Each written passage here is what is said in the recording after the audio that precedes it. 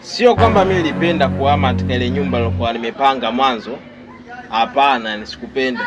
Ila imagine hata kama ungekuwa wewe. Yaani unakaa kwenye nyumba ambayo mwenye nyumba kila siku, mnake mwenye nyumba yetu pale ile nilokaa mwanzo pale, ana watoto wadogo. Sasa kila siku wale watoto wake wakijinyea, wakijisaidia, basi naambia mimi nende nikawa naishi. Hivi hata kama wewe ungeweza.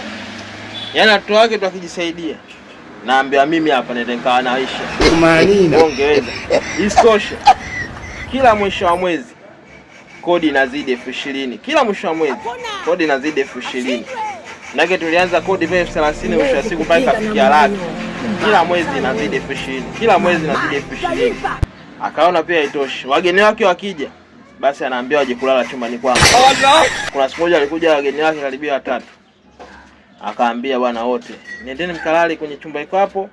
Nake vyumba vyake ameandika namba pale. Nendeni mkalale kwenye chumba namba 2, ndio kwa chumba changu mimi. Sasa mimi nashangaa na kutoa wageni wamekuja. Tumeambia tuje kulala humu na baba mwenye nyumba. Hivi hata kama ungekuwa wewe ungeendelea kweli kukaa kwenye nyumba? Hata kama ungekuwa wewe ungeendelea kukaa kwenye nyumba?